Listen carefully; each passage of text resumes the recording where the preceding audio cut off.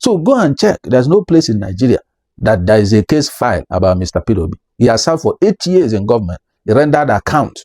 Even the FCC, nobody have anything on him. It is Deji who has something on him. So Deji is now more professional than the EFCC. But Mr. Deji Adeyanju was also saying that Mr. Peter Obi is the leader of the mob. Who are the mob? He's calling obedience to the mob. He said that they attack people, they do this, they do that, and Peter Obi does nothing. That is ridiculous. Can Barrister Deji Adeyanju tell us that the supporters of Bola Tinubu at that time were not attacking people both on social media and everywhere? Can Barrister Deji Adeyanju tell us that the people that deprive Igbos to vote in Lagos, who are they and who are they supporting? What did Bola Tinubu do? What did he do? He did nothing. Who called him to hold those guys to account? Nobody. So when you look at the biasness of what he's saying, you begin to understand that either there is a personal vendetta that is looking for in Mr. Peter Obi. I don't know.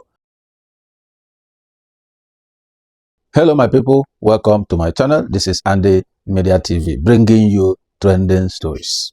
A few days ago, there was a letter, coming from the councils of Mr. Peter Obi, who was the former presidential candidate of the Labour Party in the 2023 general election, requesting that Barrister Deji Adeyanju should retract a defamatory statement he has made against their principal.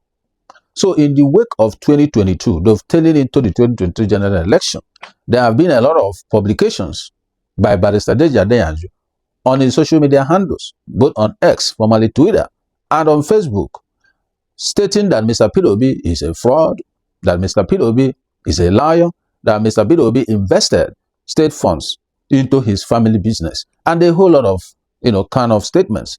And when you look at I think it's about 5-page, document sent to Barrister Deji Adeyanju by the council of Mr. Peter Obi, they highlighted most of the things he has been saying against their principal since 2022.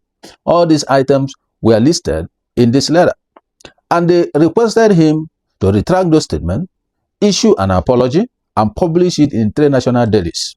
They also requested him to publish it on his social media handles. He has to do the apology within 7 days.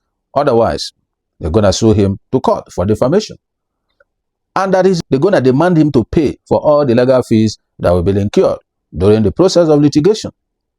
However, someone that got this kind of letter, I believe, should be thinking, in a different direction in terms of doing a kind of flashback, reviewing so many things he has said, especially those highlighted in that letter, and also all the actions he has taken against the person of Mr. Peter Obi, and to be able to, take another kind of views, looking at what he has said and understand how bad the statements are, how defamatory they are, and considering, the options that we are giving to him. And the option is just to issue an apology and retract those statements and delete them from his social media handle, which are something that he can easily, carry out. But surprisingly, when this letter was given to him, the next day, Barrister Deji Adeyanju was on television station, on Channels TV, and was even making more defamatory statement against the person of Mr. Peter Obi.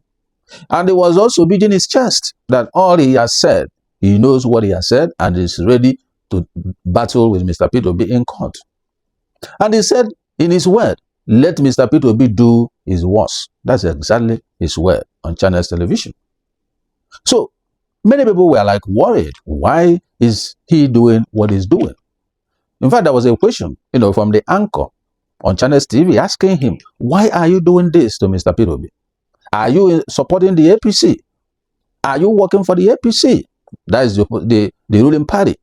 But his answer was just rigmaroling around the question that was asked to him, because he made it clear that if the opposition brings out Mr. Peter Obi, that they will be voting for President Bola Tinubu, who is the ruling, presidential candidate for the ruling party.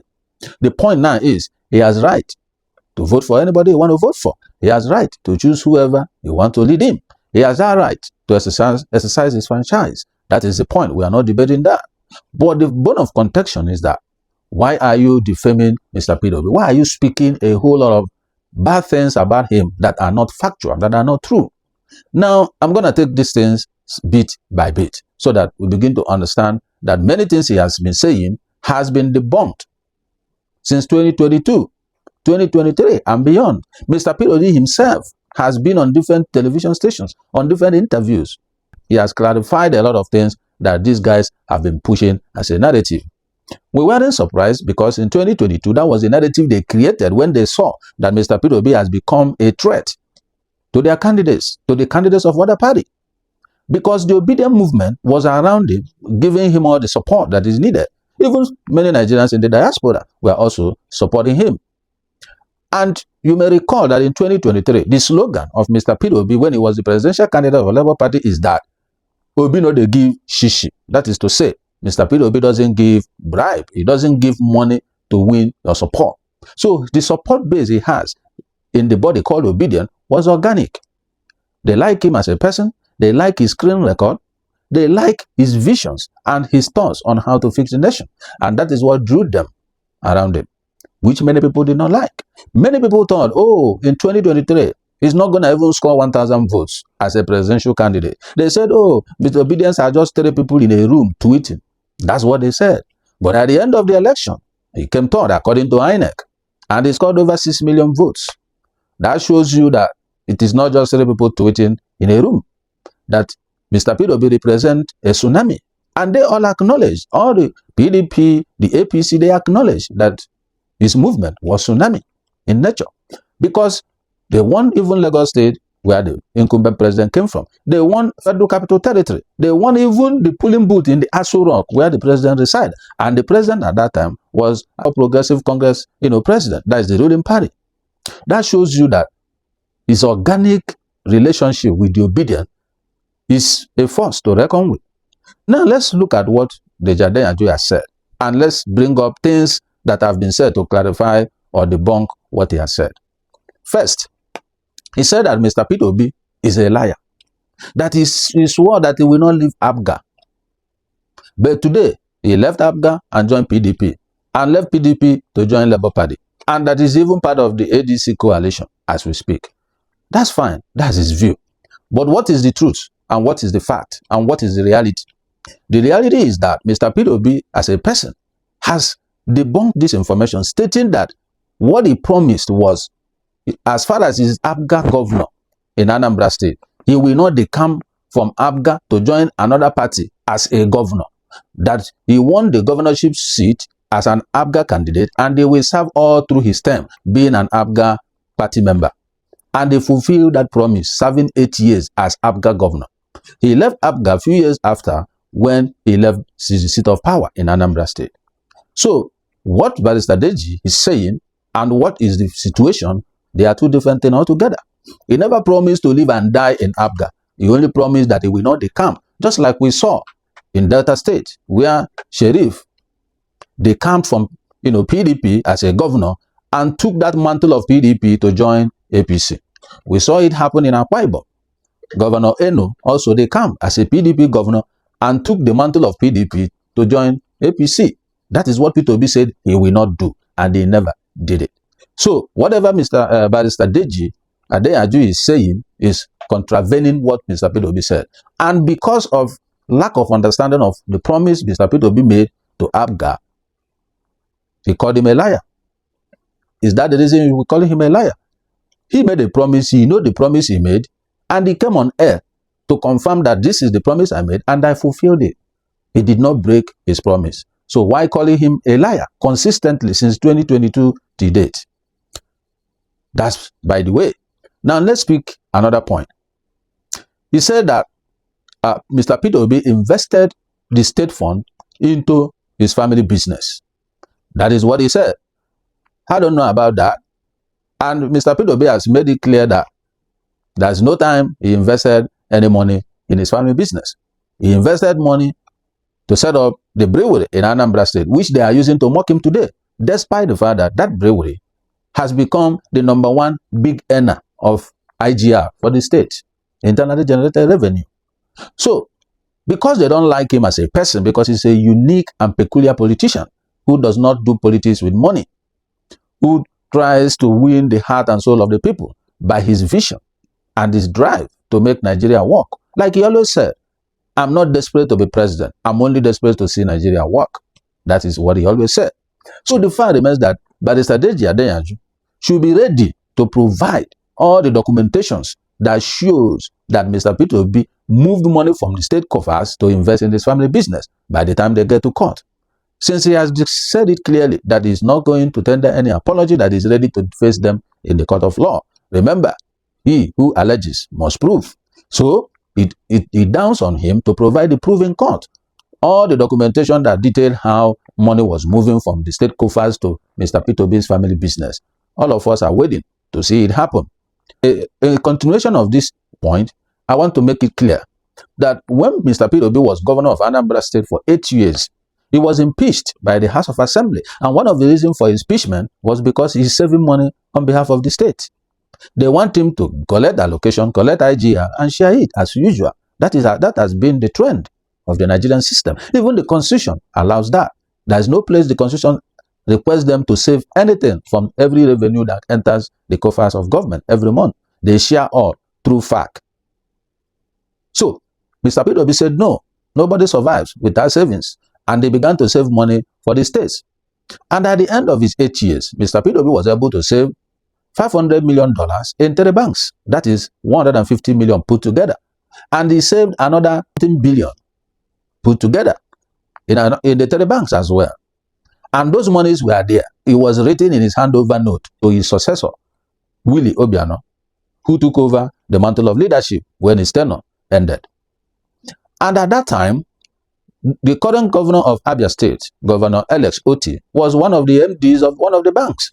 He came out to confirm that the money is there in the bank. Again, Governor Willie Obiano, who succeeded him, also made it clear that the money was there because there was a conversation, a trending video there between him and the governor of Taraba State, Governor Ishako, at that time, stating that he called Willie and asked him, how did you get the money you are using to build the airport? And he told him clearly that it was his predecessor, Mr. Peter Obi, that saved the money, and they decided to build one legacy project with the funds. So he saved the money, and he has been saying it consistently, both on international and local forums. So the question Peter Obi has asked is, can a thief leave what he can steal? And the answer is no. Even a rat cannot see a fish and leave it. He must eat it. That's why when you put rat poison on the fish, you get caught. So if Mr. Peter Obi can steal government funds, there's no way he would have saved over about $150 million in 3 banks and the billions of naira also in those banks.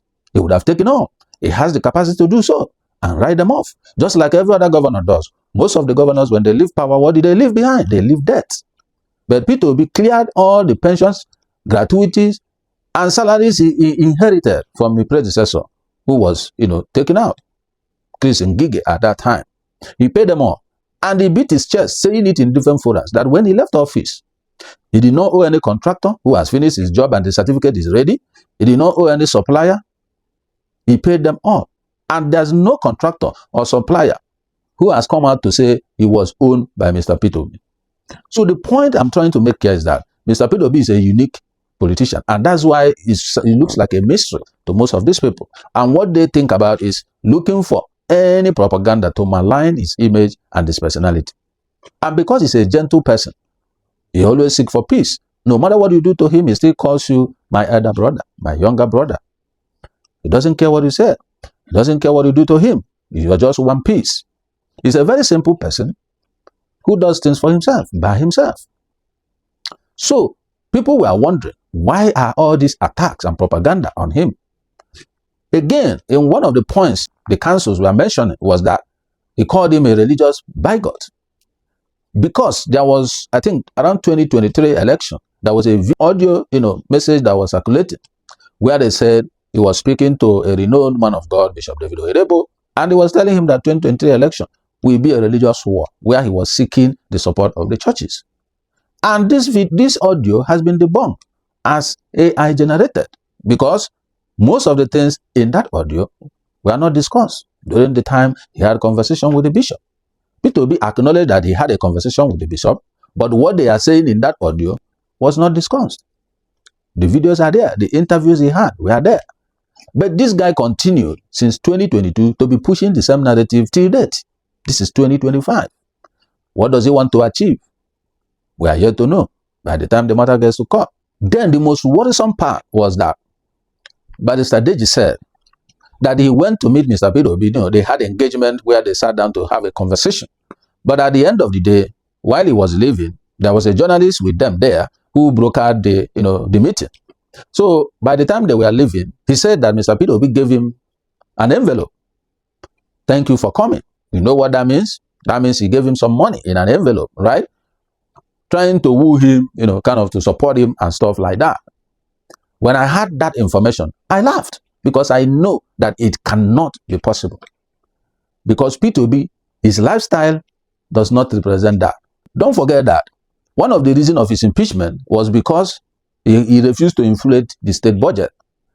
The amount they earmarked for the renovation of the government house and the governor's lodge, which got burnt at the, while he was about to, enter the seat of power, the monies were highly inflated, and Mr. Peter Obi did it with less than 50% of the cost. So, nothing for the politicians to take, and the House of Assembly impeached him. So, Peter Obi has been a frugal person from the beginning. Peter Obi is not known for giving bribes. Even when he left PDP in 2023 to join the Labour Party, right? In 2022, he left PDP in 2022 to join Labour Party. It's probably because of what he has seen when he was VP, Vice Presidential Candidate to Atiku Abubakar. He saw how primaries were done, how dollars were exchanging hands. So at that time, when the party candidacy was not zoned to the South, he decided to leave them because he knows that the primary is going to be money, dollars, and dollars. So he left them because even it's not that he's poor, that he doesn't have money to share. He has, but he is against his personality to give somebody money to get his support. He doesn't do that. So when Barrister Deji mentioned that, I knew that this is not true.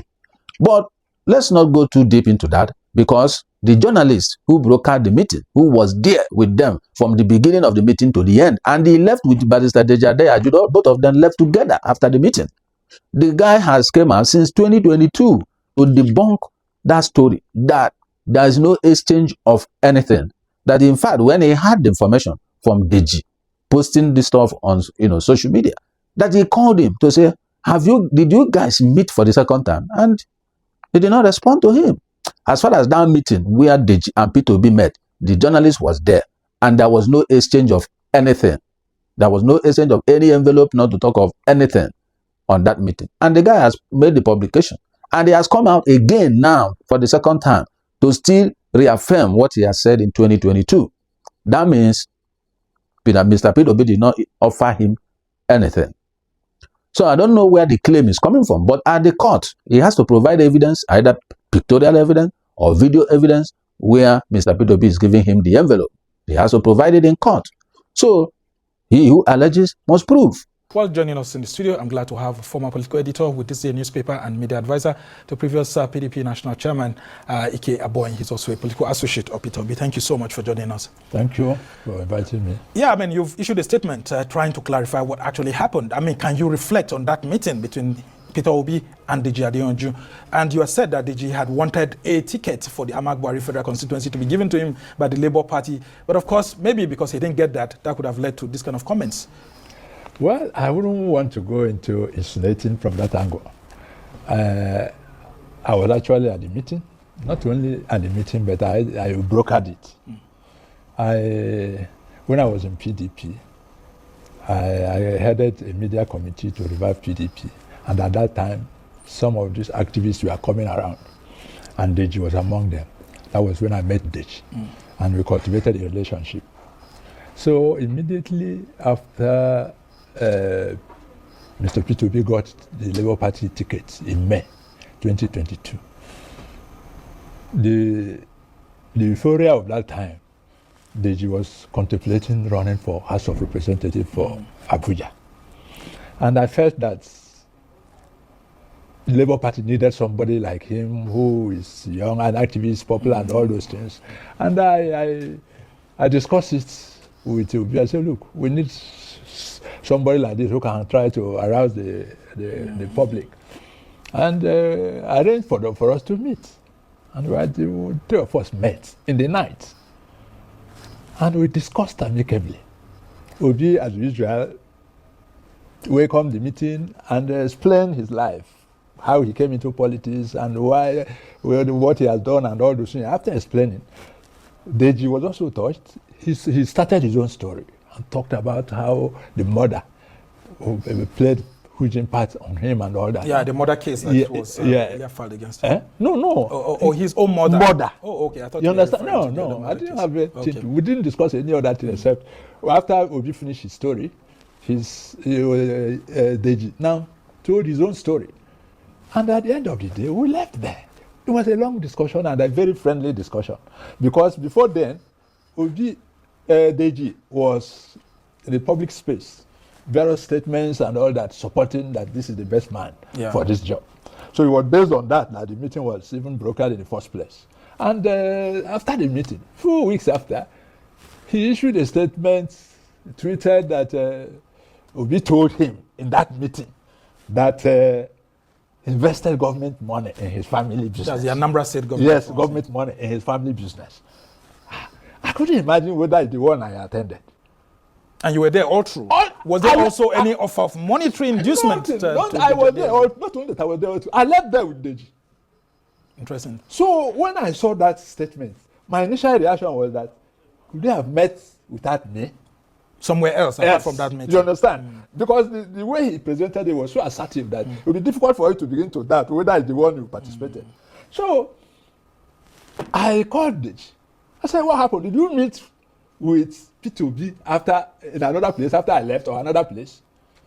He didn't give me any response. And I issued a statement 2022. Yeah, I mean, I received that statement. Yes. We reported it. And you've just gone ahead to issue another statement. I mean, so if you remember the slogan of the tag to Mr. Peter Obi in 2023, Obi no they give shishi. So he's not the kind of person that bribes people or gives people money for you to support him. You can see all these philanthropic gestures. He goes to schools, invest there in the school to provide whatever infrastructure or facility or whatever it is to help generality of the people who goes to that school. He goes to hospitals, he goes to communities and do boreholes and stuff like that. That's the way he invests his hard-earned money in the lives of people. I remember the other time there was a statistic, I think it came from StatiSense, that the tabulation they had there, he has spent close to 1 billion naira or something like that of his personal money, trying to support different schools, different hospitals and stuff like that. That's the kind of person he is. He does not bribe people. Peter Obi is not somebody that gives bribe. It's not somebody that takes what is not his own. So when you say that he gave you envelope, that's questionable. Because Mr. Peter Obi, that I know, cannot do that. He cannot. He served as governor for 8 years. All the billionaires in Anambra State, none of them were around him. Why? Because the way and manner he governed the state, there is no free money for anybody to take. And that's how he saved money and mopped up money for infrastructural development that he did in Anambra State. He did virtually many community roles. He linked different communities together. And this supported the movement of food materials from rural communities down to the city center. So he did quite a whole lot. Are we talking about his impact in education? That today, over 10 years he has left government, the impact is being felt. Anywhere Anambra school goes, they always come first. He moved the state from number 26 in WAEC to number 1. That's what he did. He has a strategy cut out for him. Are we talking about the health sector? How he came in, there was no, school of nursing and midwifery that was accredited. But he did that. Even the teaching hospital in Anambra. So he did quite a whole lot of stuff that you need to go and do a lot of research. Like Peter Obi always say, go and verify. So Mr. Barrister Deji Adeyanju has a lot to do in court. He has to prove how he invested state money into their family business. That's one. He has to prove that he gave him envelope and provide evidence that he did so. So he has to prove that he made a promise to APGA. I don't know if he's an APGA member and he was there when he told them that he will never leave APGA till he dies. I don't know. So he has to provide all this proof. Because if you Google about this video, we see different interviews that Mr. Peter Obi has held where he has clarified a whole lot of stuff. But he continued to push the narrative. Anyways, you know that they said that he who the gods wants to kill, they will first make him mad before they destroy him. And that a dead fly always follow the corpse to the grave. So there's no big deal retracting your statement and apologizing that, oh, it was the propaganda that was pushed there and you thought most of them are true, that you are sorry for pushing that and every matter goes to rest. And you stop doing what you are doing. But he said no, you can fight them in court. I wish him all the best, but he has the onions to prove all he has been saying against the person of Mr. Peter Obi. They called him fraud. So the point is, has any court of law convicted Peter Obi for fraud? The answer is no. But he's calling him fraud, that Mr. Peter Obi is a fraud. So that he took state money and put in private family business, that's why he's calling him a fraud. That is not who he say he is. You see, when Peter Obi wanted to contest Anambra governorship for the first time, he printed a poster and pasted in Anambra State at that time. And that poster was saying, he just put his face, his head on his passport, photograph on the poster, and he wrote just one simple word: is Anambra cost or are we the cost? That's all. That was prior to the time of, for political, positions to be contested for them. He did that poster. When I saw that poster, I caught a wind of it. And I started asking, who is this man? Because that question touched me. Because Anambra has been a state that has been so backward because we always have bad leaders. We always have bad leadership until Ngige came in and did the battle against Godfathers. And they took him out. But he laid the foundation. Then Peter Obi came and consolidated on that foundation and took Anambra far before Willie Obiano came, and I don't know what is going on since Obiano until now. So the point remains that the guy has been in the UK, doing very well in the UK, has chains of businesses that he does, and he's proud to tell you that he's a trader. When you look at his resume and see the schools he has gone to and the courses he has done in those schools, you will understand that when he's talking, he knows what he's doing. So he has been in UK all his life, going in and coming out, and is known in the United Kingdom. So where will he not go? Where don't they know him? And that is what the reputations and image he has built over the years. Somebody from nowhere will come up and carry propaganda and be pushing it and be beating his chest that he knows what he's saying. No. When you make mistakes, you stop. Apologize if the person wants an apology. And then you make some changes and move on. So for Mr. Peter Obi to instruct his legal counsels to write him as a warning for 7 days, after which they will proceed to court, then that's a serious matter. Because Peter Obi has been a man of peace. He doesn't like problems. He doesn't like, all this. He's focused on what he wants to achieve and what he wants to do. That's his kind of person. So for him to take this, part, it means he's ready to set an example with him. And he's trying to follow a victim. They just wrote you, informing you of what you have said in the past, asking you to retract it. The next day you went on TV and continued to even say more and more and more of what they are asking you to stop saying because they are not true. And you say you should do is worse. So I don't know, but I think what you are not sure of, you don't have to be pushing it and pushing it. That's, if you say it once, you can see it as just what it is. But when you keep pushing it for a year, 2 years, 3 years, same thing, then that's a problem. But Mr. Deji Adeyanju was also saying that Peter Obi is the leader of the mob. Who are the mob? He's calling obedience the mob. He said that they attack people, they do this, they do that, and Peter Obi does nothing. That is ridiculous. You know why it is ridiculous? There are another group called the Bat Idiots. The guys supporting President Bola Ahmed Tinubu, the incumbent president at that time. They attack people on social media to the point of going even down to their family. There's one guy, one Harry, who based in Italy. They went to as far as even hitting his child as well in that kind of attack. Before the guy now braced up and began to challenge them. Are we talking about those who want to cast their vote in Lagos? That the Union of Road Transport Worker members were attacking, threatening them in front of police. All those people are bad idiots. They are supporters of Bola Ahmed Tinubu. Who is calling Bola Ahmed Tinubu to hold them to order or to hold them to account? Nobody. Nobody. Atiku have his own group called Articulated. Those people are also doing their own part. Who is calling Atiku to call them to order? Just is because it's Mr. Peter Obi who doesn't like troubles. That's why everybody is hitching on Mr. Peter Obi, hitching on Mr. Peter Obi. And that is the problem. So, can Barrister Deji Adeyanju tell us that the supporters of Bola Tinubu at that time were not attacking people both on social media and everywhere? Will he tell us that the people that deprive Igbos to vote in Lagos, who are they and who are they supporting? What did Bola Ahmed Tinubu do? What did he do? He did nothing. Who called him to hold those guys to account? Nobody. But it's always Mr. Peter Obi.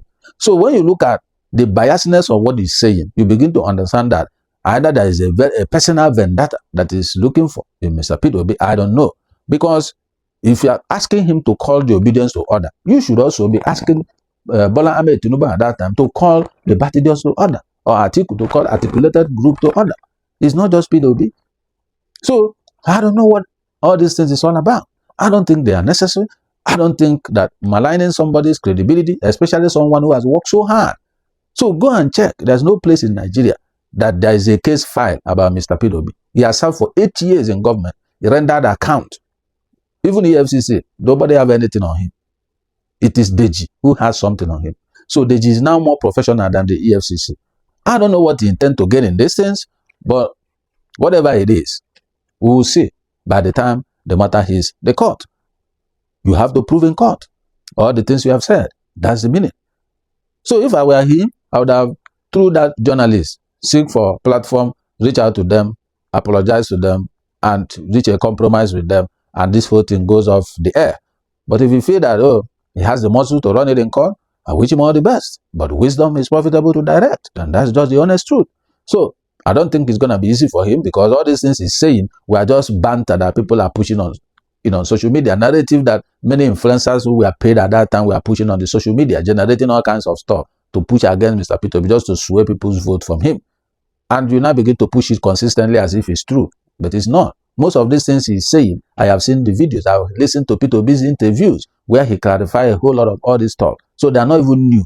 They are not anything. He has cleared the air on so many things. The issue of living up guard, the issue of family business, the issue of obedience also. He has clarified a whole lot of all this talk. That's what it is. So coming to be pushing the blame of, what obedience are doing on Mr. Peter Obi is not fair to him. That's the point. So it's not as if there is one umbrella where everybody are together. No, some people are in diaspora, some people are even APC member, but they are supporting him as obedient. Some people are even PDP member, but they are in the obedient, and so on. So, I mean, it is what it is.